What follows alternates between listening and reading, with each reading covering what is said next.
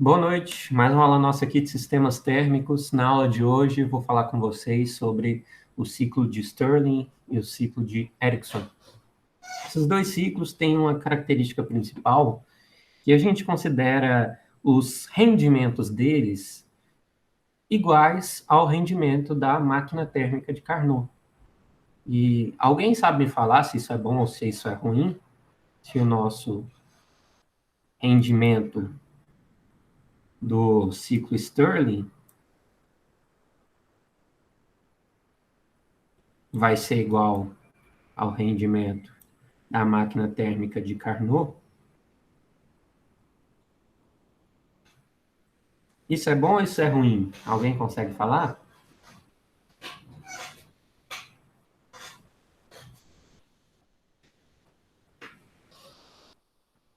Acho que é bom, Vinícius, porque o rendimento de Carnot é o máximo.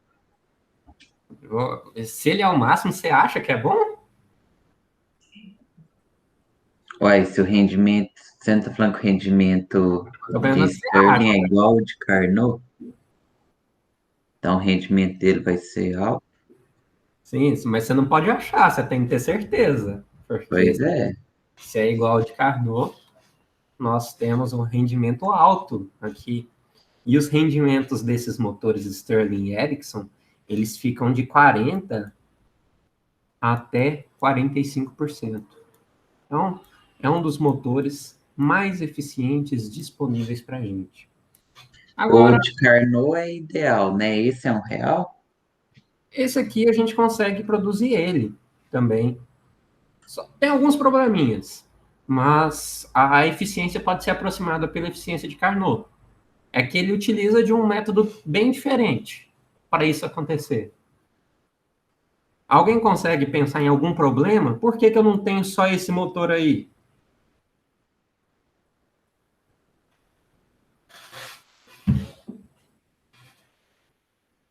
Qualquer suposição, gente, vale. É uma boa suposição, o custo. Realmente, o custo de implantação de um motor Stirling é alto. Por mais que a eficiência dele seja muito alta, o custo é muito alto também. Então, dessa forma, não costuma ser tão viável, mas ele ainda é utilizado em alguns casos. O fato dele usar uma fonte de calor também? É, sim, se a gente tiver uma fonte de calor disponível, fica mais simples. Por exemplo, se eu tenho energia geotérmica, se eu tenho energia fotovoltaica, uma energia solar, ou se eu estou aproveitando o calor de rejeição de outro local, isso facilita a utilização. Porque se a gente for sair do zero, também vai ser mais complicado.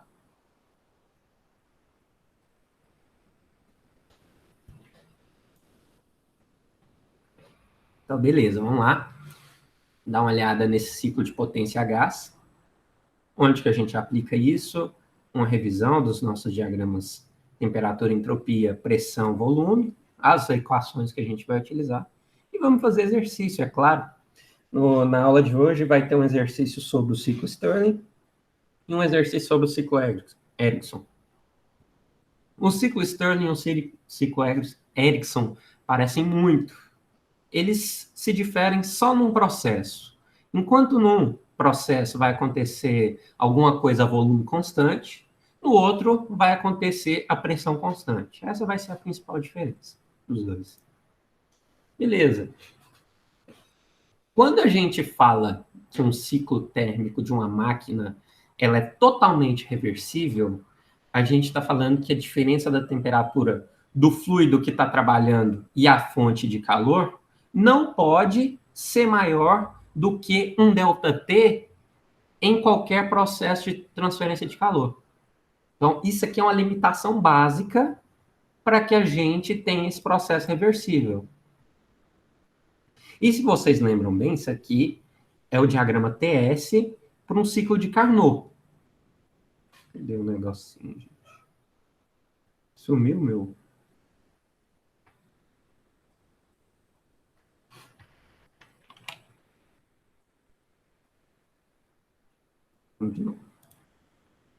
Aqui nós temos o ciclo de Carnot. O que nós temos do processo de 1 para 2?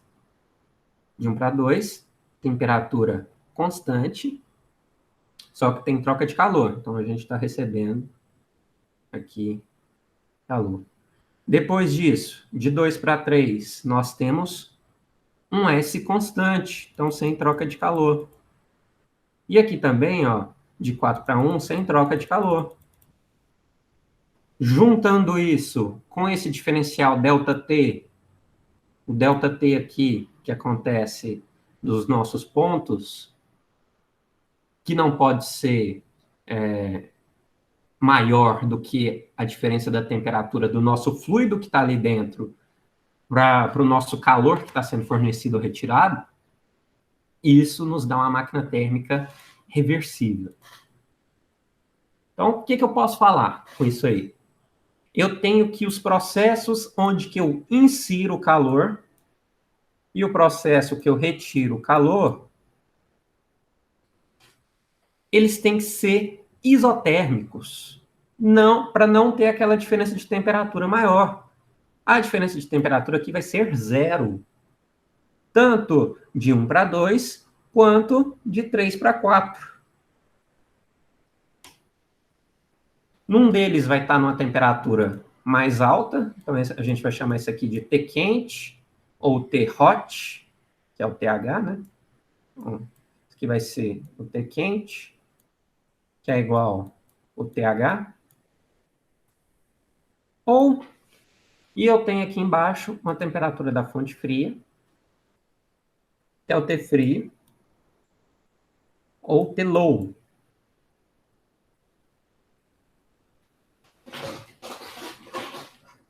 Beleza, então isso aí descreve para a gente o que é um ciclo de Carnot. A gente já estudou esse ciclo. Nós temos outros ciclos que têm processos que são isotérmicos de fornecimento de calor. O fornecimento de calor vai ser numa temperatura quente e a rejeição de calor na temperatura fria. Esses dois ciclos são o ciclo Stirling e o ciclo Ericsson.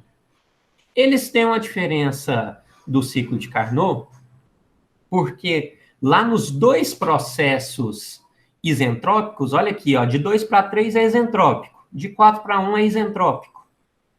Isso vai ser substituído por um processo de volume constante no ciclo Stirling. Então, quer dizer, ó, quando é volume constante, é o ciclo Stirling, e quando for pressão constante, vai ser no ciclo Ericsson. Mas você aí está me perguntando, como que alguma coisa vai ser reversível se eu tenho troca de calor? Se apenas o meu volume está se mantendo constante ou minha pressão está se mantendo constante? Aí eu vou te falar que isso vai ser devido ao processo de regeneração. Regeneração, eu vou utilizar alguma coisa em outro local. Depois vocês vão analisar isso com mais profundidade. Agora a gente já está chegando no processo de regeneração. Esse processo de regeneração, ele acontece quando a gente transfere o calor ali para um dispositivo, que é o nosso motor Stirling, ou motor Ericsson. Ele tem um regenerador, é uma parte que fica ali dentro do próprio motor, intrínseca a ele. E a gente pega uma certa porção dessa energia e, ao invés de desperdiçar essa energia, ou rejeitar essa energia, o que a gente faz? A gente guarda ela e transfere para onde que ela é necessária. Então, eu tenho aqui, vamos supor que esse aqui é o meu fluido de trabalho. Isso aqui é como se fosse um motor. Então, o fluido de trabalho está entrando e saindo aqui. Se fosse um ciclo Rankine, isso aqui seria o vapor, que é o nosso fluido de trabalho. Se fosse um ciclo Otto, seria o ar. Se fosse o ciclo diesel, seria o ar. Mas aqui, esse ciclo, eu vou falar que é um ciclo fechado. Ciclo fechado é igual ao ciclo Rankine. A gente não tem a rejeição do nosso fluido de trabalho para o ambiente, igual no ciclo Otto e no ciclo diesel. Me fale aí alguém, por que o nosso ciclo Otto e o ciclo diesel são ciclos abertos? Que a gente tem a saída dos gases do escapamento para o ambiente. Exatamente. E se por um acaso você reutilizasse esse gás que sairia pelo escapamento, o que ia acontecer? Aí deixaria de ser um ciclo aberto. Sim, mas aí seria possível acontecer isso? Eu acho que no ciclo Otto e no diesel, não. Da análise aí, por quê? Para que precisa, o que é necessário para uma combustão? Precisa de oxigênio e comburente. Ok, o oxigênio, beleza. E se você já gastou o oxigênio numa combustão, você vai ter mais oxigênio depois? Não, né? Aí você vai ter o CO2 só. Então, realmente, você não vai ter o oxigênio necessário para você realizar a combustão. Então, por isso que é um ciclo aberto. A gente fica trocando gás. A gente tem a admissão e tem a exaustão. Já nesse aqui, assim como no ciclo Rankine, ele é fechado. Quer dizer que eu não preciso trocar com o ambiente. O meu fluido de trabalho fica ali dentro, confinado, e ele não vai sair. O fluido de trabalho do Rankine é o vapor. O fluido de trabalho do nosso ciclo Stirling, do ciclo Ericsson, a gente pode utilizar o ar, a gente pode utilizar o hélio, ou pode utilizar também o hidrogênio. Esses são os mais comuns que a gente consegue utilizar. Então, beleza. Eu tenho aqui esse meu processo. Vamos supor, deixa eu ver aqui, que número que eu vou colocar. Um minutinho. Vou colocar...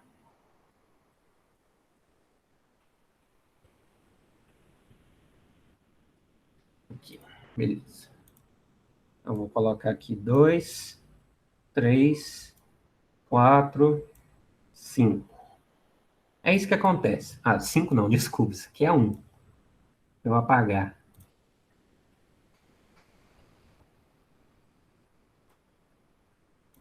Então, esses aqui são os nossos pontos. O que acontece no nosso motor? Quando ele passa no processo de 2 para 3, nós temos uma grande quantidade de energia provinda da fonte de calor quente. A gente forneceu calor, então a gente tem energia aqui disponível. Quer dizer que é como se estivesse acontecendo uma combustão. Vamos supor isso, que é um fornecimento de calor. Mas não acontece a combustão no ciclo Stirling nem no Ericsson. E a gente está falando, tem um processo de fornecimento de calor aqui, de 2 para 3. Então, o Q quente está aqui. Com isso, eu vou pegar um pouco dessa energia que foi fornecida aqui, por essa troca de calor, e vou, ao invés de continuar com essa energia no meu fluido de trabalho, aqui, seguindo do ponto 3 para o ponto 4, eu vou transferir essa energia através do regenerador até chegar onde que eu quero, que é aqui, no processo de 4 para 1. Então, eu vou pegar a energia que está de um ponto e vou levar para outro sem que ela tenha que passar no próprio fluxo. Com isso, eu vou pegar aqui um motor que precisava chegar mais frio aqui.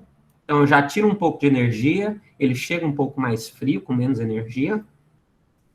E quando ele precisava estar mais quente, que é aqui em 1, a gente adiciona um pouco de energia para ele ficar mais quente. Então, a gente pega a energia que ia ser desperdiçada num ponto e coloca essa energia onde que ela vai ser aproveitada.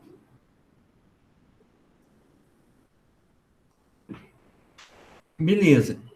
Então, esse ciclo Stirling é um ciclo termodinâmico, que é uma classe geral dos dispositivos de Stirling. Ele foi inventado lá e patenteado pelo reverendo Dr. Robert Stirling, lá em 1816, com a ajuda do irmão dele, que era um engenheiro. Então, isso aí é uma máquina que revolucionou. A ideia dele é tão boa, é tão interessante, que até hoje nós temos assim muitos estudos de como que aplicar um motor desse de forma mais barata, porque ele é muito eficiente. Se a gente comparar com o ciclo de Carnot, esse aqui é muito mais possível. O ciclo de Carnot, a gente não deveria ter troca de calor de jeito nenhum. Aqui a gente consegue fazer isso a pressão constante ou volume constante, dependendo se é Ericsson ou do Stirling. O que esse motor faz? Ele queria substituir os motores a vapor da época. Os motores a vapor da época tinham um problema muito grande. Eles explodiam com frequência, causavam acidentes. Aí, dessa forma, o Stirling tentou pensar em alguma máquina que conseguisse ser mais segura. Então, através disso, ele desenvolveu esse motor e esse ciclo dele. E o que ele fazia para deixar mais seguro? Ao invés de utilizar o vapor nos motores, ele utilizava o próprio ar como um combustível. Então, quando a gente trabalha com vapor, é um pouco mais perigoso do que se trabalhar com ar. Aí já fica um pouco mais seguro. Nós temos uma quantidade fixa de fluido aqui dentro, sempre gasoso. Quer dizer que não tem troca com o ambiente. Essa aqui é uma máquina de Stirling. Vocês vão ver que a gente precisa dessa parte aqui, desse volante.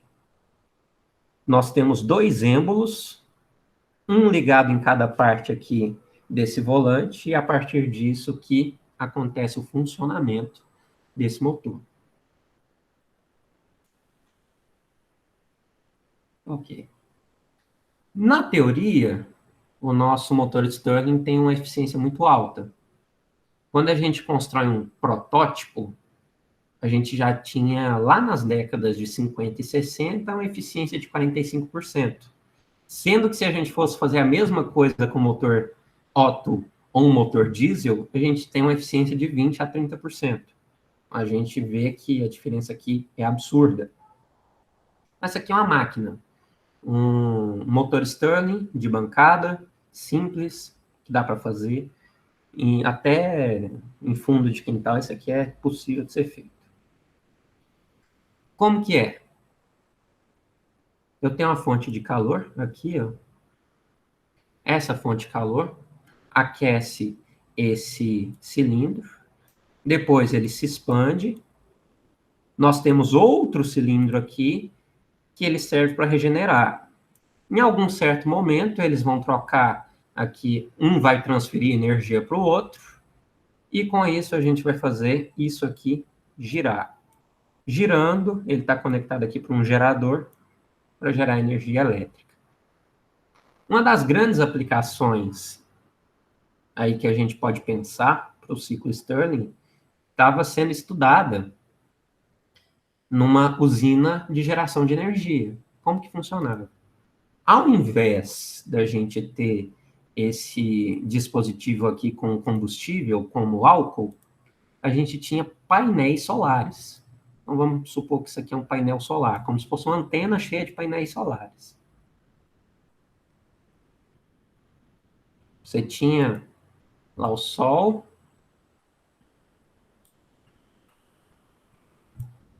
e os raios solares, o que eles faziam? Incidem aqui e vêm aqui.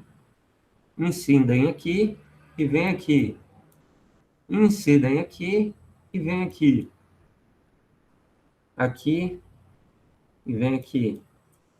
Então, a gente vai utilizar da incidência dos raios solares para gerar o aquecimento da nossa peça. Então, a fonte de calor era o próprio Sol.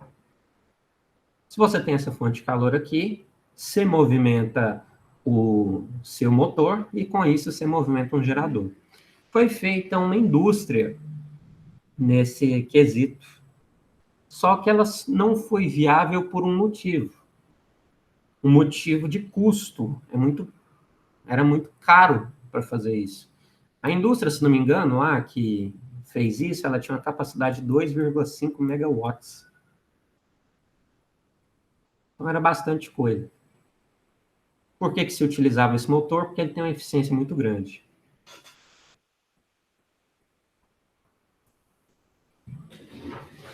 Outra aplicação, a gente pode colocar isso em motores híbridos. O motor Stirling, a gente costuma também ver ele no acionamento de um sistema híbrido elétrico.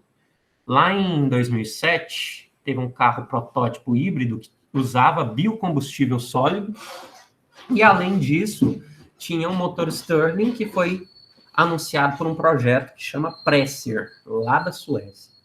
Mas eu acho que isso não foi muito para frente, não. Tem também como a gente utilizar o resfriamento de chips. Então, essa empresa aí, a MSI, de Taiwan, teve o desenvolvimento de uma máquina de Stirling, tá escrito errado aqui, ó, o R como está trocado. Então, ele fez uma máquina de Stirling em miniatura para o resfriamento de chips de computador para dar impulso num ventilador. Olha que engraçado. Você utilizava o calor de um ponto ali dos chips, retirava esse calor e com essa retirada de calor você impulsionava o próprio ventilador, os fãs, os coolers ali.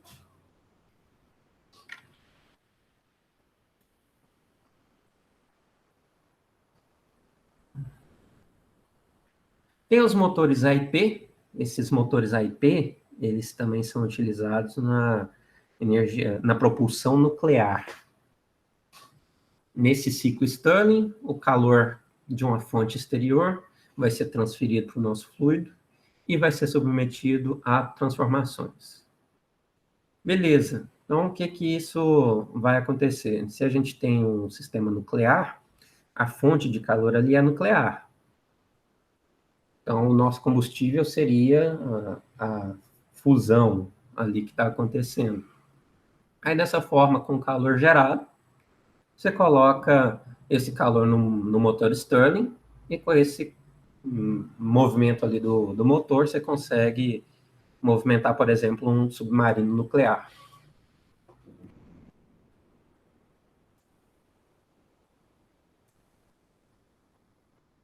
Agora vamos dar uma olhada nos diagramas do nosso ciclo.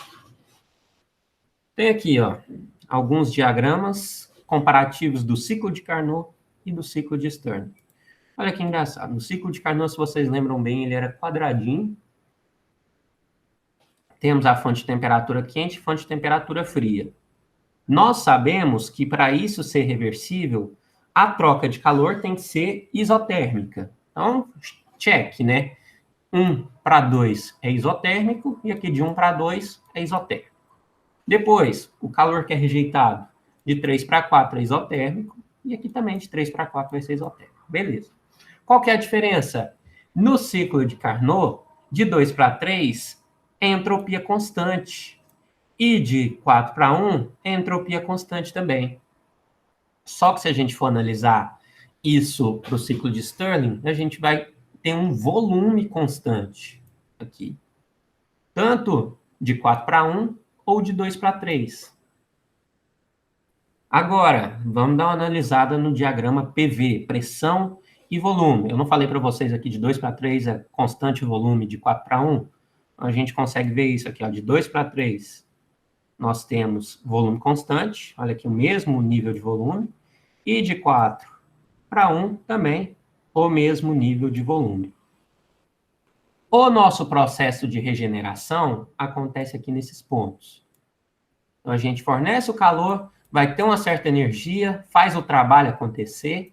Depois que isso acontece, a gente vai retirar uma porcentagem do calor que estava vindo para cá, que estava caindo, olha aqui, ó, de 2,2 até o ponto 3, a temperatura está caindo.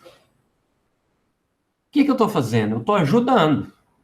Eu estou retirando energia. Se eu estou retirando energia, eu estou facilitando esse processo de retirada de calor. Beleza. Só que de 4 para 1, desse ponto 4 aqui até o ponto 1, eu preciso elevar a minha temperatura da temperatura fria para a temperatura quente. O que eu estou fazendo? Eu estou utilizando aquela energia que eu tirei aqui de 2 para 3 e transferi ela diretamente para cá. Aí fica mais fácil. Nosso custo energético é menor. E só dessa forma que o nosso processo pode ser considerado reversível, desculpa. Então, o nosso processo de regeneração acontece, sai de 2 para 3, a gente retira uma energia aqui, ajuda o nosso sistema e coloca onde que ele mais necessita, de 4 para 1.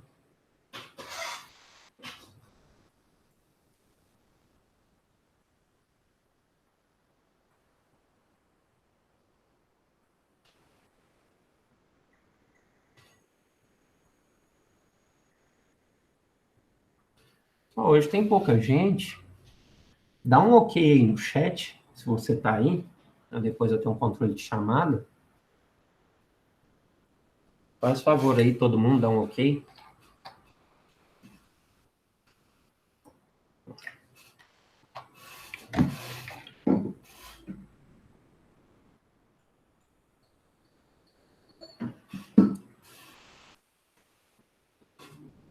Beleza. Então, vamos analisar cada um dos estados e os processos que acontecem nesses estados. Primeiro, de 1 para 2, o que eu tenho? Eu tenho uma expansão do meu cilindro, do meu êmbolo. Então, aqui, ó, eu estou saindo de um volume menor e estou indo para um volume maior. Expansão. Temperatura constante. Não quer dizer que eu estou tendo fornecimento de calor da fonte quente. O que entra ou o que quente está aqui. Depois eu tenho o processo de regeneração de 2 para 3. Volume constante, olha aqui, ó, volume V2 é igual ao volume V3. A gente está tendo uma transferência interna de calor do fluido de trabalho para o nosso regenerador, que a gente considera uma peça à parte disso aí. Beleza. Depois eu tenho o meu processo de compressão. Compressão porque, olha lá, de 3 para 4, o que está acontecendo? O volume 3 é maior do que o volume 4. Então, você teve uma compressão. Temperatura constante. Isso vai ser uma rejeição de calor para a fonte fria.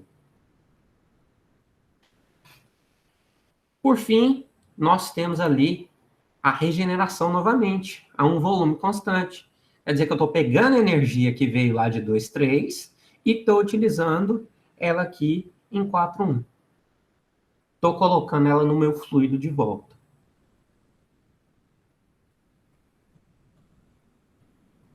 Como que funciona isso aí? Que é complicado. Vamos ver como que eu vou fazer isso aqui. Primeiro, gente, eu tenho aqui uma fonte quente, uma fonte de calor na parte da direita. Essa fonte de calor vai fornecer calor para o meu sistema. Então, a gente vai ver esse calor que está aqui sendo transferido para cá. E com o calor transferido, vamos ver o que acontece. A gente espera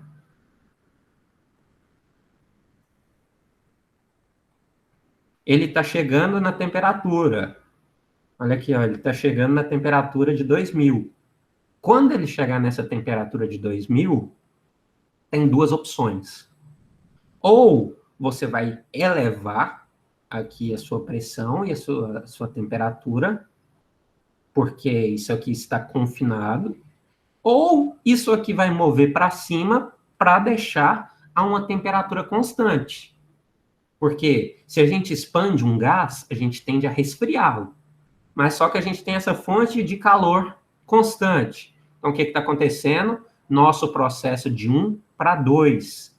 1 para 2, eu tenho uma fonte de calor, vai chegar aqui na mesma temperatura. A hora que chegar nessa temperatura, para ela não começar a se elevar, a gente tem esse movimento do pistão. Então, olha lá, ó. Está se elevando na mesma temperatura, porque a fonte de calor aqui é constante. Então, 1 para 2, processo de fornecimento de calor a temperatura constante. Depois, olha o que está acontecendo, gente. Agora eu estou rejeitando calor. Eu tenho uma fonte fria. Essa fonte fria tem o propósito de deixar isso aqui na mesma temperatura. Olha lá, vai chegar nos 300 Kelvin, a hora que chegar nos 300, o que ele vai fazer? Para que a temperatura não fique mais baixa, o nosso pistão vai descer, porque quando a gente comprime algum gás, ele tende a se aquecer. Olha lá, isso aqui. Comprimindo, chegou aqui embaixo na mesma temperatura da fonte. E depois faz a mesma coisa, o ciclo inteiro. Então é tudo isso aqui que está sendo exemplificado. Vou deixar aqui dando um play nisso para vocês darem uma olhada com mais calma. Deixa eu deixar aí um pouquinho para vocês analisarem.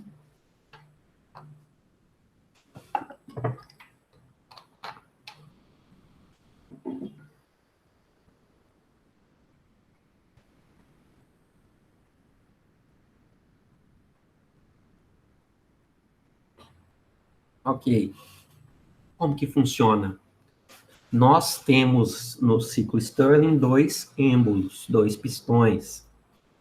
Eles movem algumas horas de forma igual, porque senão a gente não teria volume constante, mas em algumas horas de forma diferente, porque tem algumas horas que o volume modifica. Como que isso funciona? Gente, quando a gente está tendo fornecimento de calor, olha aqui, ó, calor entrando. Eu tenho aqui minha temperatura quente. Então, estou chegando lá naqueles 2000 Kelvin. O que está acontecendo? Do estado 1 para o estado 2, eu estou tendo uma expansão. Vocês lembram disso? Eu estou tendo aqui o fornecimento de calor e uma expansão junta. Então, essa temperatura vai permanecer constante, só que vai ter essa expansão de um cilindro, de um pistão. Depois disso, no estado de 2 para 3, nós vamos ter já o volume constante. É a regeneração. A regeneração, olha aqui, ó, de 2 para 3. 2 para 3, o que a gente tem? O volume tem que ser constante. Para o volume ser constante, tanto esse pistão quanto esse pistão têm que se movimentar juntos. Se eles movimentarem diferentes, quer dizer que você está tendo uma compressão ou uma expansão. Aí, de alguma forma. Mas aqui, a gente vai deixar eles juntos.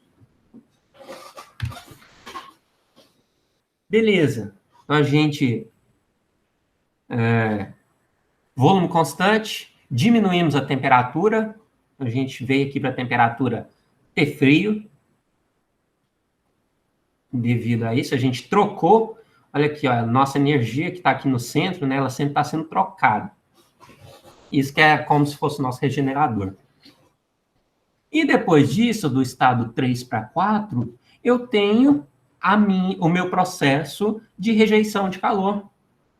Olha aqui o meu calor saindo.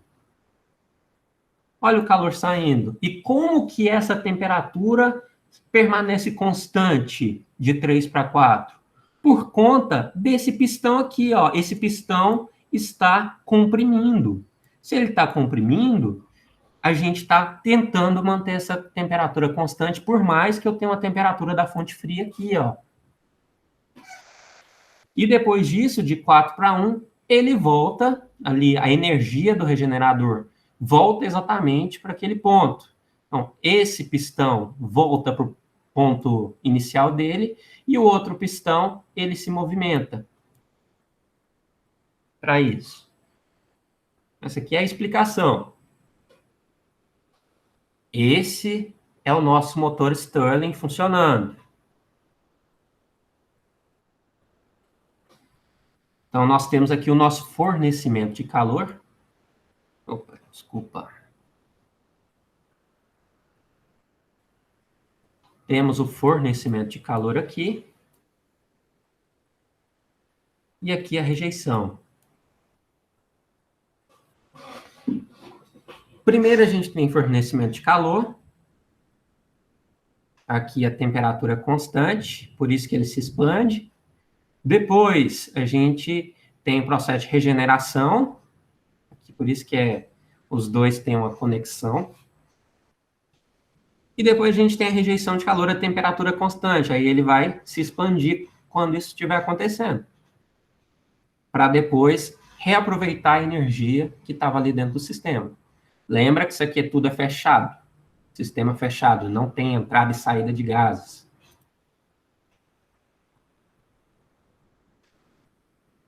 Deixa eu ver se eu consigo algo interessante.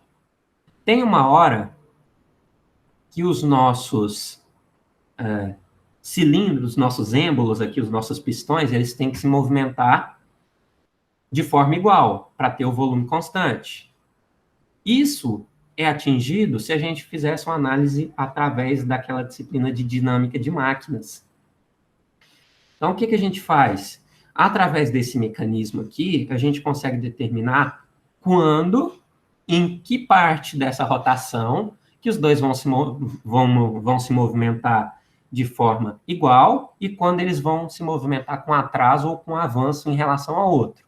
O que a gente faz? A gente vai conectar eles numa posição de 90 graus. Então, se um estiver conectado aqui em cima, o outro vai estar conectado aqui a 90 graus. Essa é a configuração que a gente utiliza.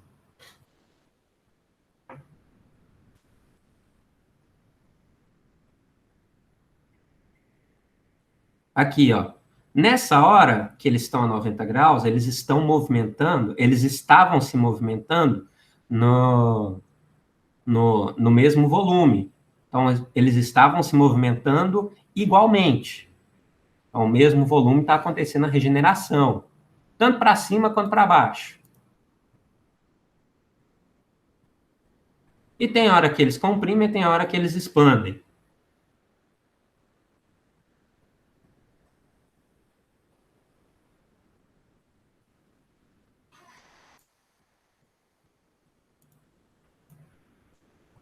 Aqui um outro exemplo também, viável.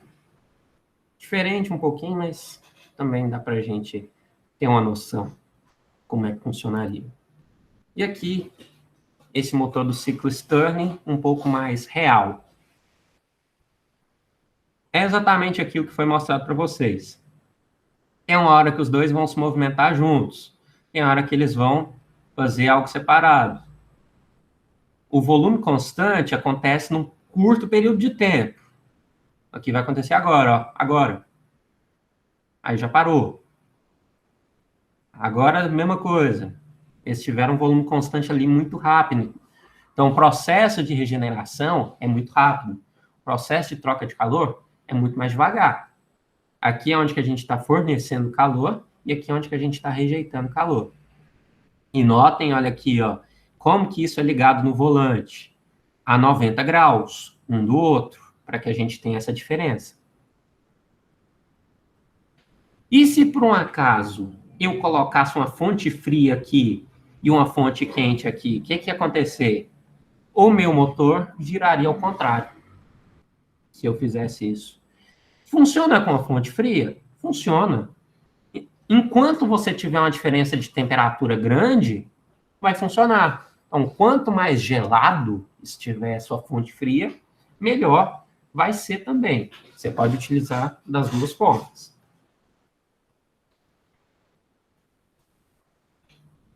A eficiência do ciclo Stirling vai ser a mesma eficiência do ciclo de Carnot, porque a gente considera ele totalmente reversível. Quer dizer que eficiência de uma máquina térmica reversível é a eficiência do ciclo Stirling, que é 1 menos temperatura da fonte fria sobre temperatura da fonte quente. Que, se vocês lembram, que para qualquer outra máquina térmica é isso aqui, ó, que vale. 1 menos QF sobre QQ. Isso aqui vale para a gente também. Mas só que, já que a gente está analisando um caso reversível, a gente pode utilizar as temperaturas. Porque QF sobre QQ é igual TF sobre TQ. A gente fez um exercício para provar isso.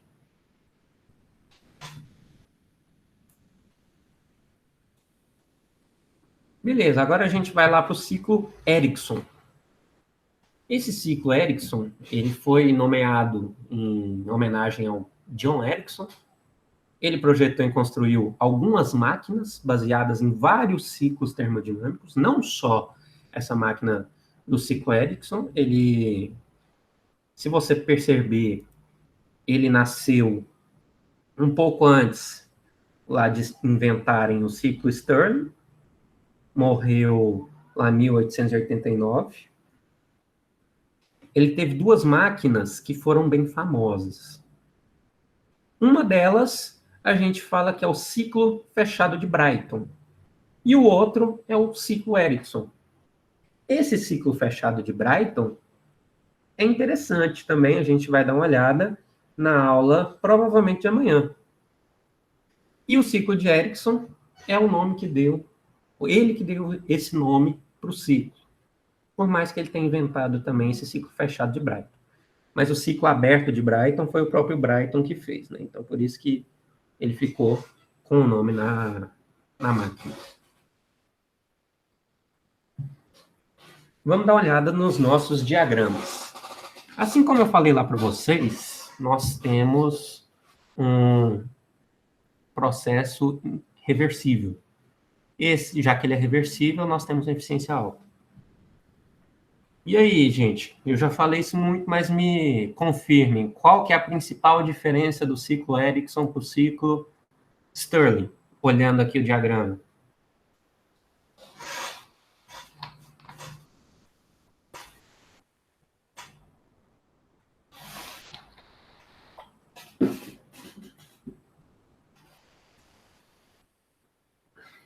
Alguém? Alguém,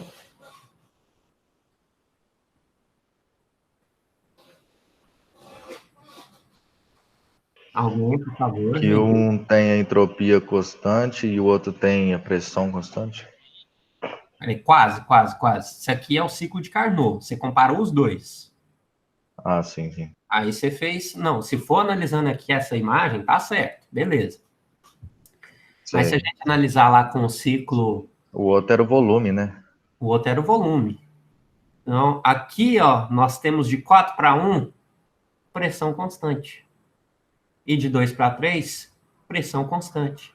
Se vocês lembrarem, lá no nosso ciclo Stirling, o de 4 para 1 era assim. E o de 2 para 3 era assim, ó. Então, eles eram volume constante. Essa é a principal diferença. No processo 1 para 2 ainda temos o fornecimento de calor. De 2 para 3 nós temos o processo de regeneração. De 3 para 4 nós temos a rejeição de calor. E a nossa regeneração está acontecendo aqui. A única diferença é que a regeneração é em pressão constante e não em volume constante.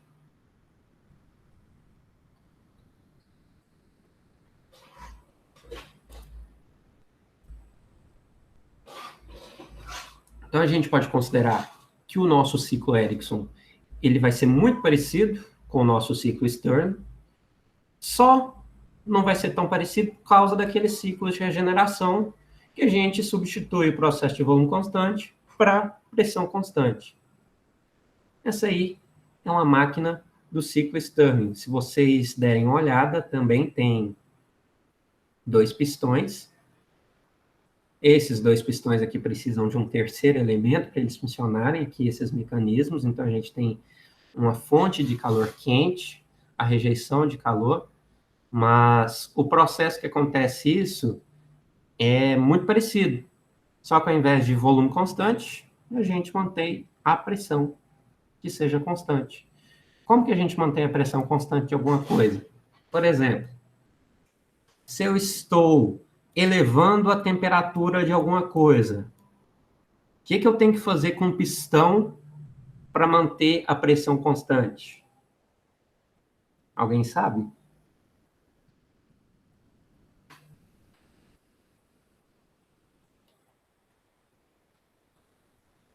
Se eu elevar a temperatura e eu quero manter a pressão constante, o que eu faço com o pistão?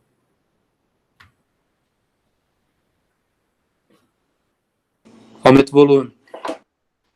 Você aumenta o volume, porque se você está aumentando o volume, você está diminuindo a pressão. Se você está aumentando a temperatura, você está aumentando a pressão. Então, enquanto um vai aumentar, se você aumenta o volume, a temperatura diminui. Mas por isso que essa é a diferença. Enquanto um lá a gente mantém o volume, esse aqui a gente mantém a pressão. A partir dessa nossa teoria aqui, das nossas leis. Então, essa aí é uma máquina calorífica do ciclo Ericsson, lá de 1867. Tem os dois pistões aqui, esse é o primeiro e esse aqui é o segundo. Bem complexa, né?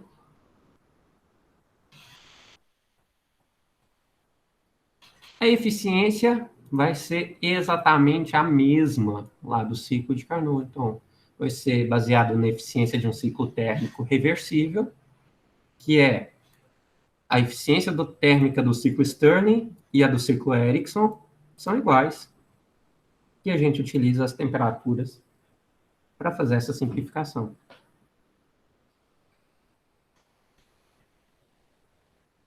Ok, então vamos fazer esse exemplo aí. Esse exemplo está falando assim: usando um gás ideal como fluido de trabalho, mostre que a eficiência térmica de um ciclo Ericsson é idêntica à eficiência térmica de um ciclo de Carnot que opera entre os mesmos limites de temperatura. Como que eu poderia provar isso fisicamente? Se vocês lembrarem lá o ciclo de Carnot, se a gente tivesse um diagrama TS, ele seria assim, ó, um quadrado. Esse aqui é o Carnot.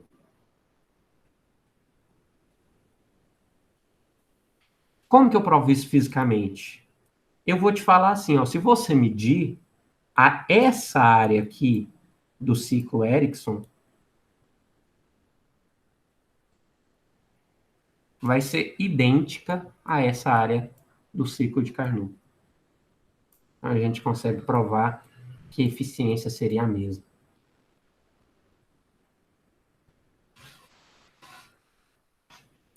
Mas beleza, vamos lá. Quais são as considerações que a gente vai fazer?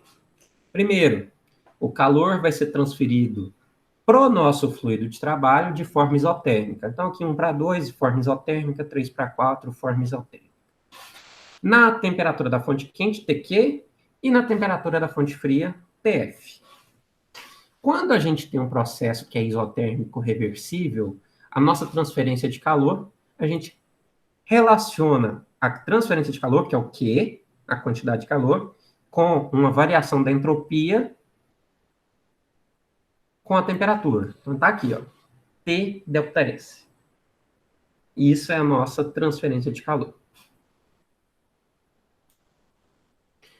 E se a gente estiver analisando um gás ideal, que é o nosso caso aí do exercício, a gente pode ter num processo isotérmico essa equação. Eu mostrei ela para vocês, as equações fundamentais dos gases. Então, a variação de entropia, que a gente já até utilizou em outros exercícios, vai ser aqui uma variação do calor específico à pressão constante, com o Ln das temperaturas, menos o R, que é a constante do gás, o Ln das pressões. O que nós temos? Se as temperaturas do início e do final do processo de adição ou rejeição de calor são iguais, olha aqui, ó, temperatura de 1:2 e temperatura de 3:4 são iguais. Então quer dizer que a temperatura que sai e a temperatura que entra são iguais. Ln de 1 é 0. A gente retira da equação tudo isso aqui. Agora, sobra para a gente só isso. Menos R, Ln de P que sai sobre P que entra. Beleza. E o nosso calor transferido, vocês lembram lá que eu falei para vocês, né? Processo reversível, quantidade de calor transferida, é o T delta S.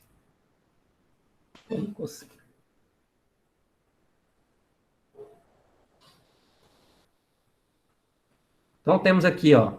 Primeiro, para o calor que entra, nós temos uma fonte de calor quente, então T quente. Variação de entropia no processo, S2 menos S1. Só que S2 menos S1 é exatamente isso aqui, ó.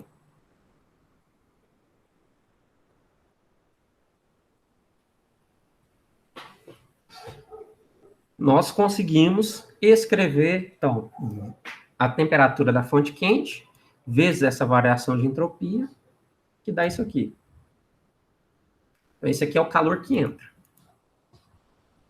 E o calor que sai, analogamente, a gente faz lá, temperatura da fonte fria, S4 menos S3, e o S4 menos S3, se a gente fosse fazer aquele mesmo ΔS para esse processo, ia dar isso aqui, ó, menos R ln de P4 sobre P3. O que aqui a equação está pedindo para a gente? A equação está falando para a gente que é S4 menos S3. Só que o ΔS é S3 menos S4. O que a gente faz? A gente coloca um sinal de negativo aqui, ó. Então, coloco menos ΔS, vai ser isso aqui, menos. Então, com isso, a gente vai surgir com esse sinal, que vai cancelar com esse sinal, para a gente encontrar essa fórmula positiva do calor que sai. E a nossa eficiência? Como que a gente calcula a eficiência? Eu falei para vocês. É o que sai sobre o que entra, 1 menos isso. O que sai a gente tem aqui, ó. RT, ln, P4 sobre P3. T frio aqui, ó. E o que nós temos no que entra? É o R, T quente, ln de P1 sobre P2. Só que nós temos uma coisa interessante aqui no ciclo Erickson. No ciclo Erickson, a pressão P1 vai ser igual à pressão P4 e a pressão P2 vai ser igual à pressão P3. Quer dizer, eu posso escrever que esses dois LNs aqui são exatamente a mesma coisa. Porque se P4 é igual a P1, eu posso falar que é LN de P1 e o P3 não é igual ao P2, então eu posso falar que é ln de P1 sobre P2. Isso vai ser igual o ln de P4 sobre P3. Os dois são iguais, quer dizer que isso tudo aqui dá 1. Vai sobrar o quê? RT frio sobre RT quente. Mas os R's são iguais, é só um fluido. Então, esse R vai embora. Aí o que a gente sobra? Nossa equação, um ciclo térmico reversível. A gente acabou de provar que para o ciclo Erickson nós temos essa utilização da fórmula de eficiência para um ciclo térmico reversível. Ok, vamos lá fazer o exercício. Considere um ciclo Erickson ideal com ar como fluido de trabalho executado em um sistema com escoamento em regime permanente. O ar está a 27 graus Celsius e 120 kPa no início do processo de compressão isotérmica, durante o qual 150 kJ por quilograma de calor são rejeitados. Então, a gente está falando aqui desse ponto 3. No início do processo, nós temos essas condições e está rejeitando esse calor. A transferência de calor para o ar ocorre a 1.200 Kelvin. Então, eu dei aqui as duas temperaturas do sistema. As temperaturas que acontecem as minhas trocas de calor. De 1 para 2 é em 1.200, de 3 para 4 é em 300. Determine qual que é a pressão máxima do nosso ciclo, o trabalho líquido produzido e a eficiência térmica desse ciclo. Beleza. Deixa eu compartilhar.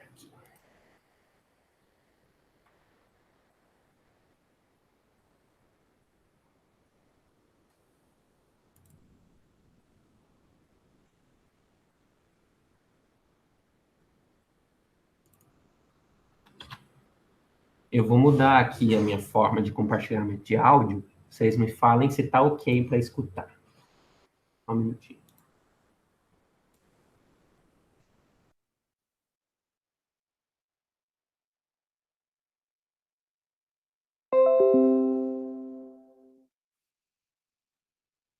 Bora para o nosso exercício sobre o ciclo Erickson. Foi dado para a gente alguns dados sobre esse ciclo, falando que no início do processo de compressão tinha uma condição de temperatura, de pressão. Foi dado também que a quantidade de calor rejeitada era 150 kJ por quilograma, e a transferência de calor acontecia a 1.200 Kelvin. Dessa forma, a gente tem que calcular qual que é a pressão máxima do nosso ciclo, qual que é o trabalho líquido produzido e qual que é a eficiência térmica desse ciclo. Para isso, a gente começa desenhando. Nosso ciclo fica tudo mais simples na hora que a gente enxerga pelo diagrama TS. Nosso diagrama TS. Ele tem o seguinte formato.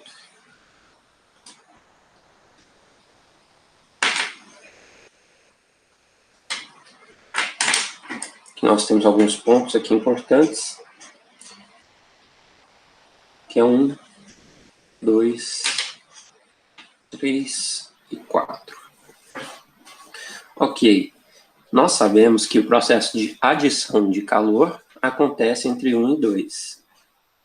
Aqui é o Q quente ou o Q que entra. E o que sai vai ser entre 3 e 4, é a rejeição de calor.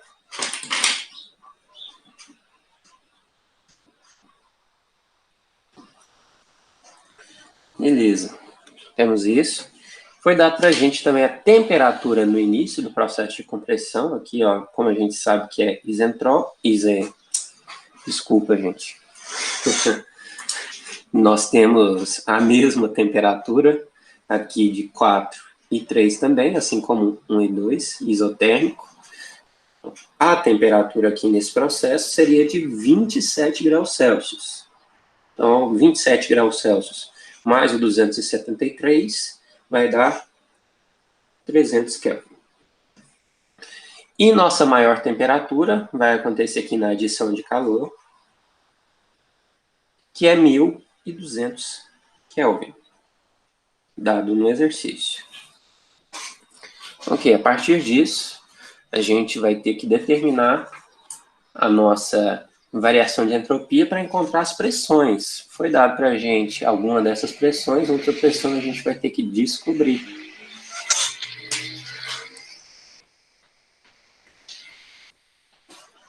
Beleza, vamos lá. Primeiro passo, a variação de entropia de 3 até 4.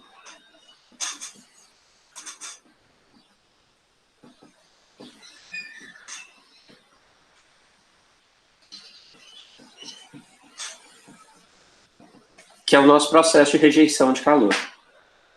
Qual que é a definição para o calor rejeitado? Que 3, 4, ou o que sai, vai ser igual à temperatura da fonte fria vezes S3 menos S4. Ou, se eu quiser utilizar também, se eu mudasse o sinal de tudo isso aqui, eu ficaria com menos que sai é igual à temperatura da fonte fria, e aqui seria S4 menos S3. Então, a gente pode utilizar qualquer uma dessas notações aqui que é correta.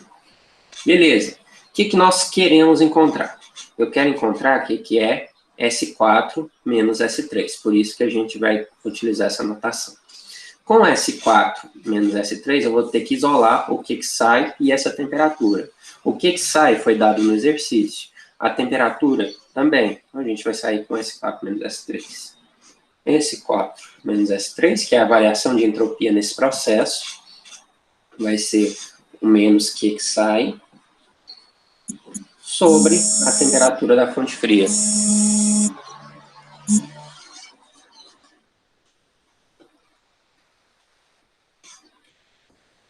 Vamos substituir os nossos valores. Foi dado no exercício que era 150 kJ por quilograma, que era rejeitado. Então, 150 vezes 10 a terceira, dividido pela temperatura da fonte fria, que é 300 Kelvin. Isso vai dar menos... tem um menos aqui, desculpa. Menos 0,5 kJ por quilograma Kelvin. Beleza. Essa aí é nossa variação de entropia. Através dela, a gente pode utilizar a equação da variação de entropia para gases. A gente vai encontrar a nossa pressão.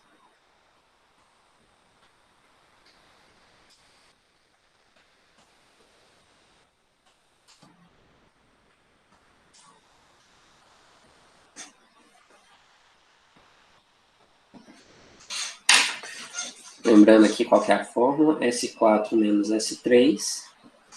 Por isso que a gente utilizou essa forma, essa notação aqui, para encontrar isso.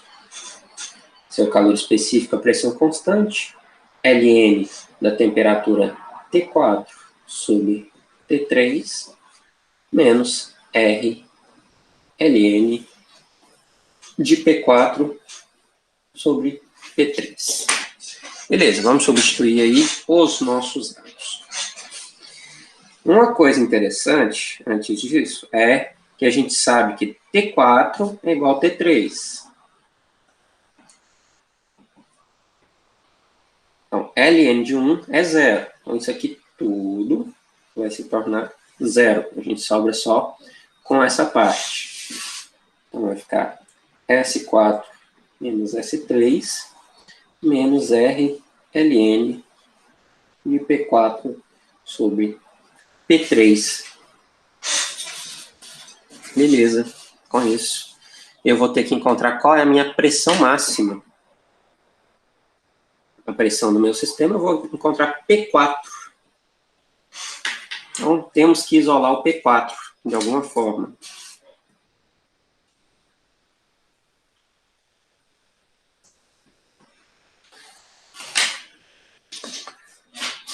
Para isso, vou substituir aqui os meus dados. S4 menos S3 é menos 0,5. Vou esconder o quilojoule, mas o quilojoule está aqui. Ó. Lembrem que está multiplicado por 10 a terceira.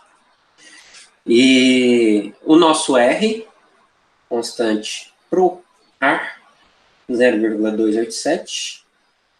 Isso aqui também já está em quilojoule, então por isso a gente pode utilizar aqui 100 10 a terceira, que os dois iriam se cancelar. Ln de P4 sobre o nosso P3. P3 é no início do processo de compressão. No início do processo de compressão, nós tínhamos um valor de 120 kPa. Então, aqui, vou deixar 100 o 10 a terceira, mas o resultado vai ser 1 kg também. Ok, agora vocês vão me perguntar como que a gente vai isolar o P4. A gente tem que utilizar o conceito do exponencial para retirar isso. Primeira parte, eu vou passar isso aqui dividindo. A gente vai fazer o 0,5 dividido por 0,287. Já tirei o negativo, ó, negativo com negativo, positivo. Igual Ln de P4 sobre 120. Beleza. O que a gente tem que fazer? Nós temos que colocar essas duas partes na exponencial. Então, para isso, eu vou fazer exponencial disso, e aqui, exponencial disso aqui. Porque essa exponencial com esse ln, a gente cancela. Esse aqui é o que a gente tem que calcular. O que vai ficar? Ficar exponencial. Deixa eu fazer essa conta. 0,5 dividido por 0,287 dá 1,741. É igual P4 sobre 120. A gente vai passar o 120 multiplicando. Então vai ser P4 igual a 120 vezes S exponencial de 1,741, que a gente vai fazer a conta disso.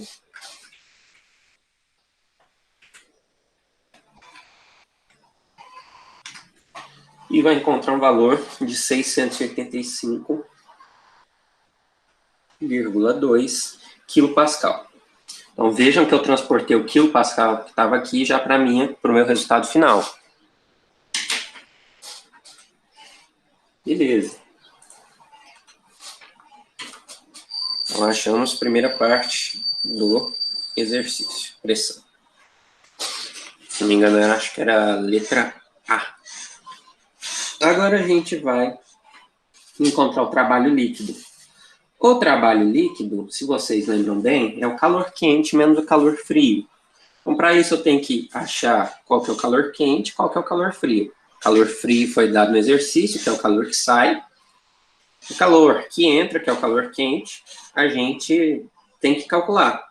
Mas é simples para a gente calcular isso. Porque essa é uma máquina térmica reversível. Esse é um ciclo reversível. Portanto, nós temos algumas relações que funcionam. Então, o que é frio sobre o que é quente vai ser igual a temperatura da fonte fria sobre a temperatura da fonte quente. Assim, a gente consegue isolar o que nós precisamos, que é o que é quente, ou o que que entra. O que é quente vai ser o T quente sobre T frio, vezes o Q frio. Agora a gente vai substituir esses valores. O T quente é a temperatura da fonte quente, 1200 Kelvin. T frio, temperatura da fonte fria, 300 Kelvin. O Q frio foi dado no exercício para a gente de 150 kJ. Então, vou deixar o 10 a terceira só para o final. A gente vai fazer essa conta.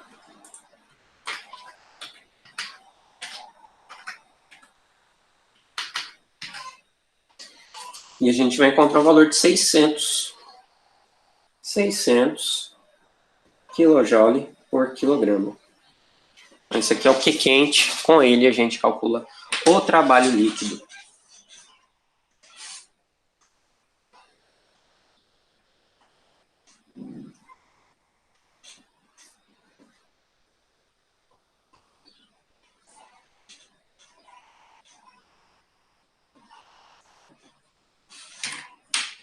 Nossa definição de trabalho é o que entra menos o que sai, ou o que quente menos o que frio.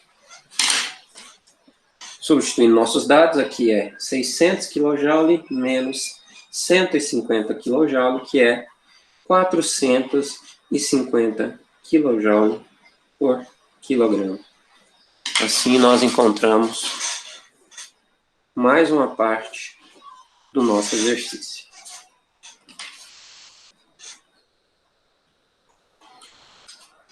Agora falta só a nossa eficiência térmica, que é simples, porque é uma máquina térmica reversível, só com as temperaturas a gente já teria como calcular. Então vai ser bem tranquilo.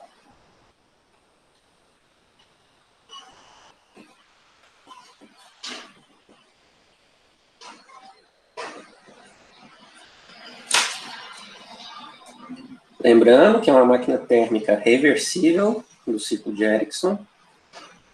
Sim. Temperatura da fonte fria sobre temperatura da fonte quente. 1 menos 300 sobre 1200. Então aqui 3 sobre 12 vai dar 1/4, que é 25, 0,25. 1 menos 0,25 dá 0,75. Ou 75%. e eficiência.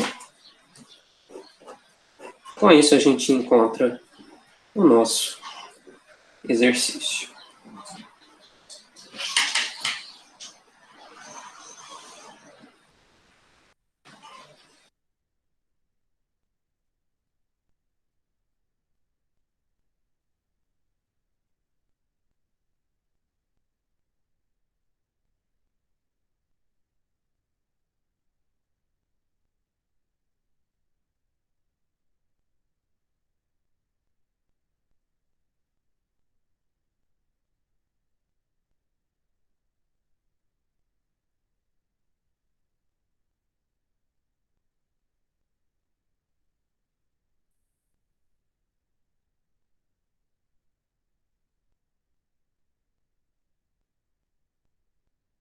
O pessoal estava falando aqui, não estava saindo áudio. E o áudio desse vídeo aí, vocês acharam melhor? Vocês acharam pior? Mesma coisa?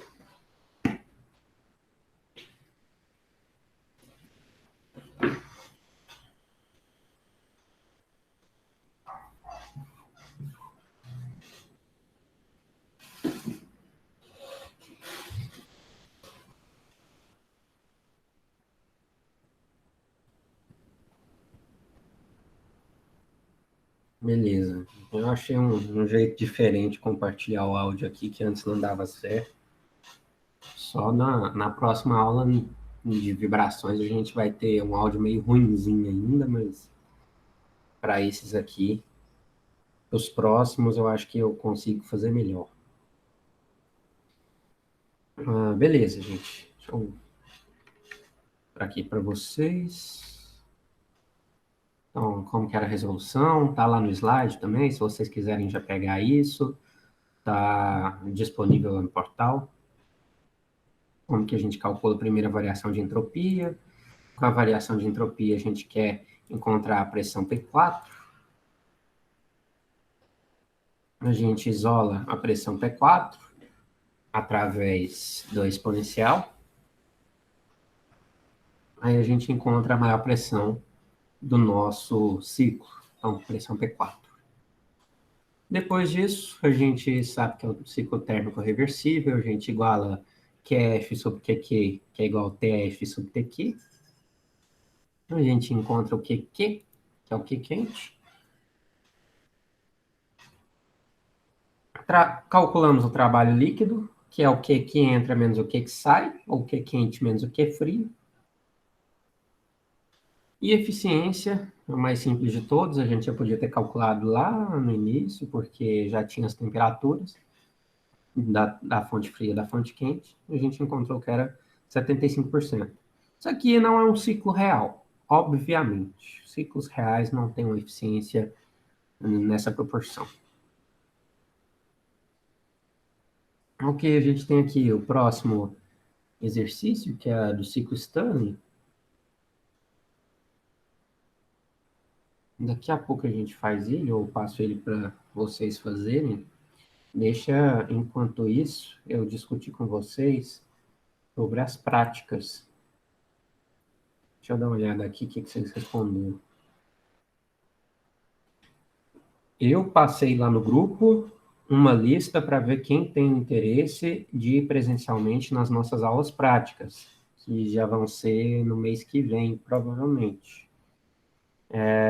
Então, tem 1, 2, 3, 5, 6, 7, 10 pessoas. Praticamente metade da sala, um pouquinho menos da metade. Se alguém ainda quiser ir, favor colocar o nome lá.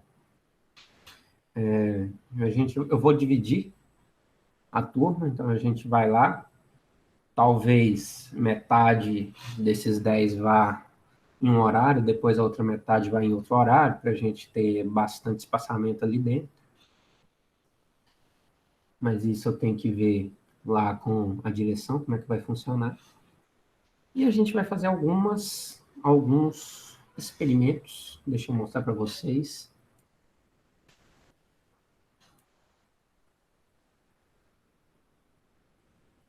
Vou dar um exemplo.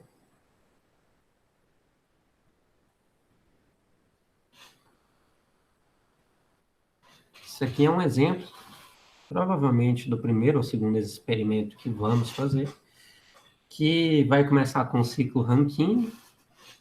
Nós temos uma bancada lá de teste para o ciclo Rankine. A gente fala aqui como é que funciona o ciclo Rankine, como que calcula os calores que entram, calor que sai, os trabalhos, trabalho da bomba, o trabalho da turbina, tudo isso a gente consegue calcular. A eficiência térmica dele, como que é feito. É dado para a gente qual que é o nosso diagrama de temperatura e entropia lá para a nossa máquina. A gente vai simular algumas condições nessa bancada do ciclo Rankine. E o que a gente quer? Estimar qual que é o rendimento do nosso ciclo Rankine através dessas medições. Então, tem aqui qual que é a nossa preparação, como que tem que ser deixado o nosso equipamento, aqui pressão. Aí, o que a gente tem que fazer? Tem aqui os procedimentos metodológicos, o que a gente vai fazer. Isso aqui é o que vocês vão anotar. Então, vocês anotem alguns desses dados, outros dados vocês têm que calcular através da tabela termodinâmica. Então, no final das contas, vocês vão ter que preencher isso aqui, de acordo com o que tem lá no experimento. E com esse preenchimento, vocês vão ter que determinar aqui qual que é a entalpia do ponto 4 com o título, vai ter que calcular qual que é o calor que entra, o trabalho da turbina, o calor que sai, o trabalho da bomba. E só depois disso tudo que a gente calcula qual que é a eficiência térmica, que é o final das contas disso tudo. Beleza. Se você quiser também, dá para estimar a vazão máxima, mas aqui está todo o roteiro de tudo que tem que ser feito. A gente vai lá ver os componentes, eu tenho que só confirmar como que vai ser, se a internet for boa o suficiente, eu posso transmitir o experimento ao vivo enquanto vocês estarão lá fazendo ele. Ou enquanto uma pessoa, por exemplo, segura o celular lá para mim transmitindo, eu vou apresentando o sistema, vocês vão anotando os dados.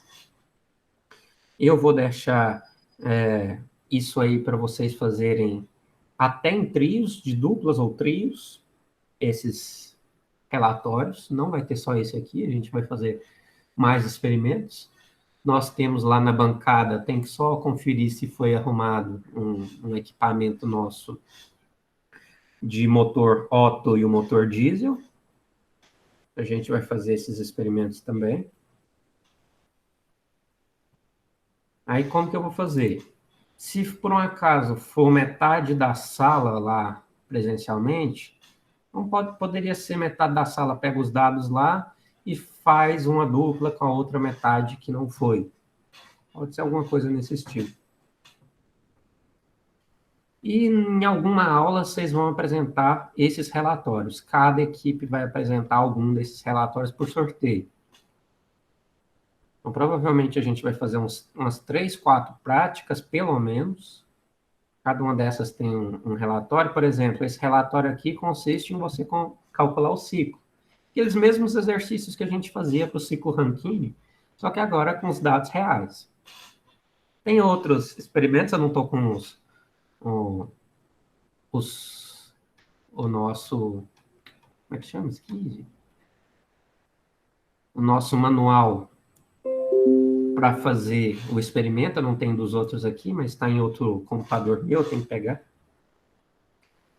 A gente vai fazendo eles. Eu vou dar o tempo para vocês, então provavelmente a gente faz tudo em uma aula ou faz tudo em 2 aulas. Talvez em 2 aulas seja melhor. Fazendo todos esses ciclos, depois eu vou dar um tempo razoável aí para vocês entregarem e apresentarem para a gente, discutindo aí como é que foi chegando em cada um dos resultados. Eu acho que eu já marquei qual que era a data disso tudo. Deixa eu dar uma olhadinha aqui no portal para ver isso.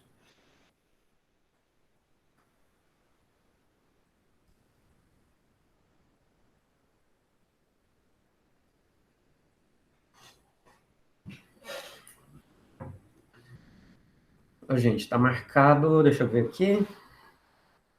Vinícius, Hoje é dia 20.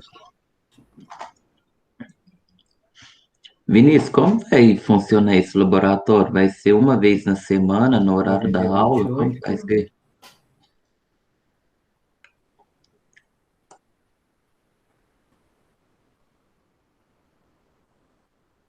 Eu acho que nossa prova pode ser no dia. Não. Vamos colocar a prova. Mas precisava ser aqui. Vamos colocar a nossa prova no dia 6. Bom, dia 6 vai ser nossa segunda prova sobre os ciclos. Amanhã eu vou falar com vocês sobre o finalzinho desse ciclo Erickson e o ciclo Brighton. Dia 5, se tiver faltando alguma coisinha do ciclo Brighton, eu falo com vocês. Em dia 6, a gente faz a prova sobre esse ciclo de potência a gás. Ciclo de potência a gás vai abranger o ciclo de Carnot, vai abranger o ciclo Otto, o ciclo Diesel, o ciclo de Stirling, o ciclo de Erickson e o ciclo de Bright. Ô, Vamos Vinícius, colocar dia 6 aqui. É melhor. Até mudar aqui no portal essa data.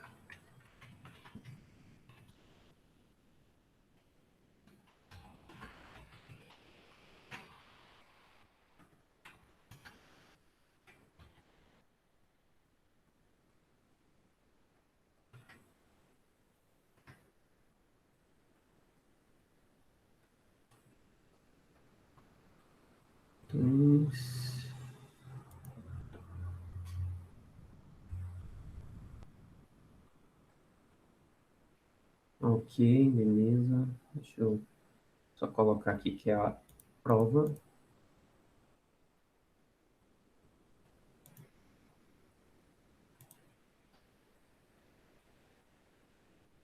Vou estar aí marcado. Dia 6. Eu não estou te escutando. Vinícius, tá dando para Deixa eu ver ouvir? se tem algum problema aqui. Fala aí agora novamente. Ei, ei. Agora sim eu estou te escutando. Ó, o problema era meu, Eu velho. tinha te perguntado como que vai ser esses laboratórios? Vai ser uma vez por semana no horário da aula? Como que vai funcionar? Vai ser no horário de aula que a gente vai fazer. Deixa eu ver aqui a data que eu coloquei.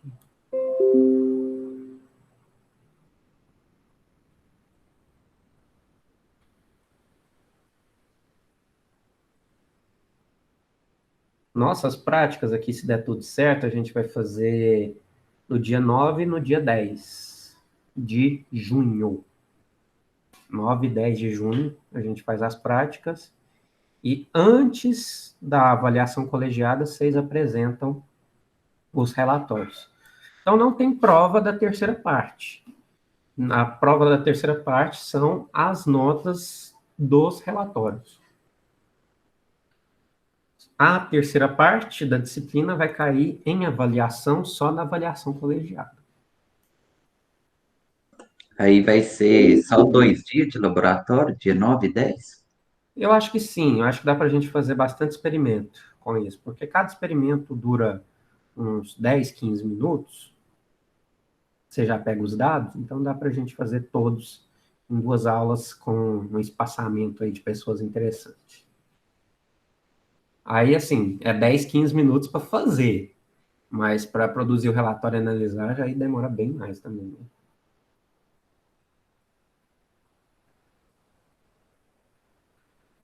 né? Beleza, deixa eu ver se está tudo certo. A nossa avaliação 2 é dia 6. Depois a gente vai falar um pouco mais sobre motores.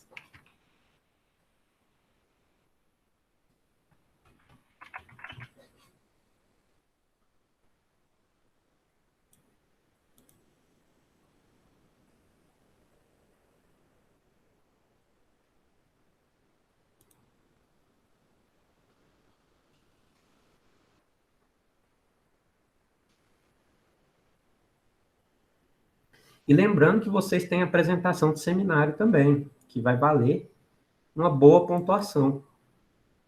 As apresentações do seminário já estão marcadas com vocês, está aqui para mim no dia 26 e no dia 27 de maio. Espero que vocês já tenham avançado em alguma coisa nisso, para não deixar para a última semana.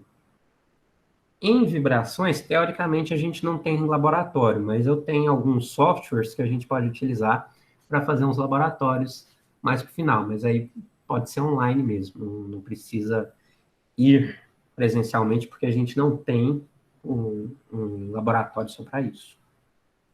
Mas tem algumas ferramentas de simulação. Beleza. Deixa eu interromper a gravação aqui, a gente vai dar nosso intervalo, daqui a 10 minutos a gente volta.